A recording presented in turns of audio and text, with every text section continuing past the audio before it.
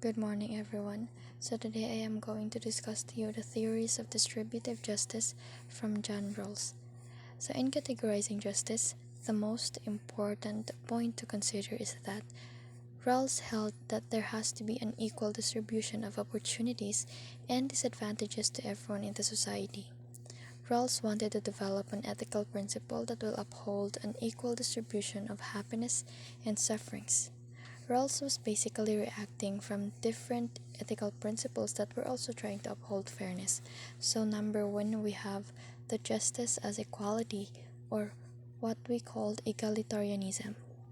Egalitarianism is the principle that upheld the idea that people should be given equal treatment, and it upheld the principle that people should be treated as equals and should treat one another as equals or enjoy an equality of social status of some sort. Egalitarians believe that there should be no relevant differences among people that can justify unequal treatment. Everyone should be given exactly equal share of a society's or a group's benefits and burdens. Based on the proposition that all human beings are equal in some fundamental respect, Rawls held that goods should be allocated to people in equal portions. The more advantaged should be prevented to display their higher state, especially if it would demean the condition of those who have less. This principle can definitely uphold equality. However, this is quite difficult because it is impossible to have equality in all human beings because everyone is different in terms of abilities, intelligence, virtues, needs, desires, and other physical and mental characteristics. Nevertheless, it was noted that there are two kinds of equality. First, we have the political equality, which is the equal participation in and treatment by the means of controlling and directing the political system. And second, we have the economic equality, or the equality of income, wealth, and opportunity. Rawls believed the criticism is applicable only to economic equality and not to political equality, but still economic equality is defensible because every person has a right to a minimum standard of living that may vary from one society to another, and this can be considered as the basis of equality in a society. Number two, we have the justice based on contribution, which is also known as the capitalist justice. Capitalist justice is based on the premise that benefits should be distributed according to the degree of contribution that each person provides for the benefit of the society as a whole. In a capitalist society, the privileges that everyone receives are commensurate with the type of contribution one gives to the community. So, how can the value of the contribution of everyone be measured? The capitalist theorist would claim that one's contribution can be measured by the amount of work that one rendered. The greater and harder one works, the greater are the share of benefits. And based on the premise that hard work should lead to success, the capitalist theorist would claim that if one would be working hard, then success would be imminent. At the same time, the harder the people work and the greater the quantity of their contribution, the more persons should receive benefits. For instance, a salesperson who sold more products should be given greater incentives than those who sold less. One of the criticisms of the capitalist justice is that it seems to ignore the needs of the people.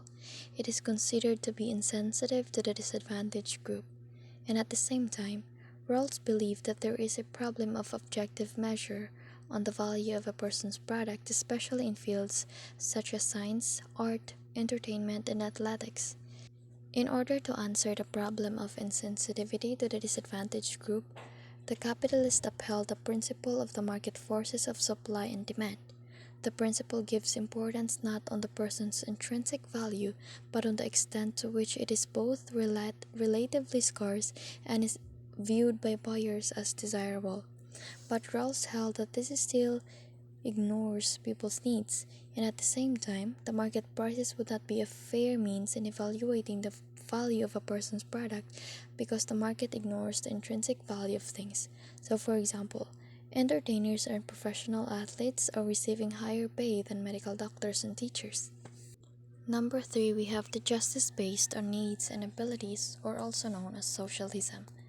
As a response to the problem of capitalist justice regarding their insensitivity to the needs of the people, socialism upheld the idea that from each according to his ability, to each according to his needs. According to the principles of socialism, work burdens must be distributed according to the ability of the people. At the same time, benefits must also be distributed according to their needs. People have different abilities. Those who are gifted with greater abilities must also be given more responsibilities because greater responsibilities cannot be just given to people who have lesser capabilities. However, those who have greater abilities would have the tendency to be invaded by people. Hence, benefits must be given based on the needs of every individual. People are capable of realizing their potential by exercising their abilities in a productive work.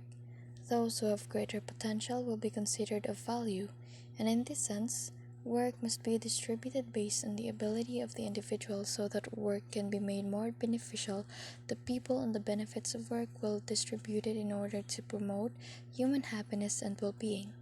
Distributing the work to people who have great potential will be of great help to meet the basic needs of the people as a whole in the community.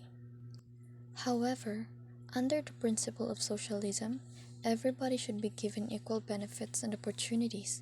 There is no relation between the amount of effort of the worker and the amount of remuneration of workers receives, and consequently, the socialist principle does not provide incentives to workers who are given extra work. For this reason, the workers will not anymore think of working harder because he knows that he will not be receiving extra incentives anyway. And at the same time, the socialist concept is not usually realizable in a modern society because human beings are by nature self-centered and competitive. To the claim that man is by nature self-centered and competitive, the socialist held that this claim is merely a result of modern inculcation, and still, the truth of the fact is that man is by nature helpful. Number 4 is what we call the justice as freedom, or libertarianism. In a democratic system of government, citizens are given the right to act as they please, although in a political liberty, the people do not have unlimited freedom. In societies directed by laws, liberty can cause only in the power of doing what we ought to desire and in not being constrained to do what we ought not to desire. Liberty is considered as a right of doing whatever the laws permit. Libertarianism upholds the principle of Robert Nozick that from each according to what he chooses to do, to each according to what he makes for himself, and what others choose to do for him and choose to give him of what they've been given previously and haven't yet expanded and transferred. So to simplify the idea of Nozick, it will say, from each as they choose, to each as they are chosen. From this idea, it can be considered morally acceptable to force one person to pay higher taxes just to help the others who are in need. And accordingly, the main difficulty with libertarianism is the enshrining value of freedom from coercion at the expense of others' rights and values without giving any explanation why they should be done. And at the same time, the libertarian principle may generate unjust treatment of the less privileged, which contradicts the principle of equality. And to this, John Rawls developed his own concept of justice. Rawls' theory of justice believed that every individual is inviolable. He disagreed with the idea of utilitarianism regarding the concept of happiness of the greatest number. Rawls held that the maximum total of good may not be pursued by any means if it will become unfair and disadvantageous to the minorities and the unskilled. So Rawls held that the principle of inviolability of every individual is so sacred that not even the general welfare of the society nor the happiness of the greatest number can override and supersede it. In this regard, no one can use the principle of the greatest number and the greater good of the people in order to justify the loss of freedom of others, especially the minority. The larger sum of advantages which are supposed to be enjoyed by the many should not outweigh the sacrifices or inconveniences to be imposed of a few. In Rawls' concept of justice, it was pointed out as well that an erroneous theory is tolerable in the absence of a good one. In a situation where there are two erroneous laws, Rawls held that people should choose which of the two would be considered better and the less erroneous. So, for example, killing somebody would be morally accepted if it is for the purpose of preventing the hostage takers from killing his hostages. An act of injustice, according to Rawls, can be tolerated if and only if it is necessary to avoid an even greater act of injustice. The government's attack on the terrorist group could be justifiable if this is the only means to be considered in protecting the lives of many innocent people. The third concept of Rawls' justice is that individual liberties should be restricted in order to maintain equality of opportunity. Liberties of equal citizenship are the paramount importance in a just society. Individual rights are not subject to political bargaining or compromise because this will be unfair. Instead, the rights of every individual should always be respected, and each should be given an opportunity to uphold one's own dignity. Aware of the need for principles that bind and guide individuals in making moral decisions, Rawls cited four types of duties. Number 1. Fairness in our dealings with others. This is the basic principle of justice in the ethics of Rawls. Number 2. Fidelity. Being faithful to one's promises, vows, and responsibilities are giving justice to the person to whom the promises are to be given. Number 3. Respect for others. This is a sense of justice put into concrete action. Number 4. Beneficence is doing good deeds to others and thinking only of the welfare of the others.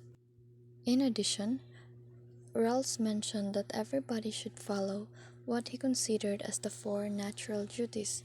These are the duty of justice, the duty of helping others in need or injure a party, the duty not to harm or injure others, and the duty to keep our promises. The above-mentioned duties suggest that Rawls was only trying to endorse the concept of the prima facie duties of Rawls. Moreover, he also perceived the need to rank our duties, to prioritize them from the higher to the lower categories so as to resolve cases of conflicting duties. Categorizing duties will make it easier for any person who is under conflicting duties to be able to easily make moral decisions. Critique on the ethical principle of John Rawls. Rawls' ethical principle was clearly an attempt to make clear the ethical doctrines of utilitarianism, Kant, and Rousseau. However, the hypothetical situation under the veil of ignorance would appear to be problematic, inasmuch as Rawls did not permit the people in the original position to know their goals, plans, interests, and purposes, but only their self-respect, wealth, and rationality. This view would seem to contradict his notion of justice as fairness. A person who looks up to his wealth and rationality would have the tendency to look down at others who are not gifted with wealth and intelligence. Moreover, since the people in the original position are rational beings, it will be somewhat unthinkable that this person will never be able to know their sex, race, social position, or natural endowments. If they are under the veil of ignorance, these people will find their way to get rid of this veil and know their position and purpose in life. This is because a rational being will always be restless until he finds the meaning and purpose of life. If people will never know their sex, race, social position, and natural endowments, they will never be able to know the responsibilities that are attached to their social status. In addition, Rawls considered utilitarianism to be lacking in justice. However, his concept of justice, liberties of individuals should be restricted provided that such restrictions are for the benefit of everyone, can be considered to be referring to the principle of the greatest number, which is contradictory to his view that every individual is inviolable.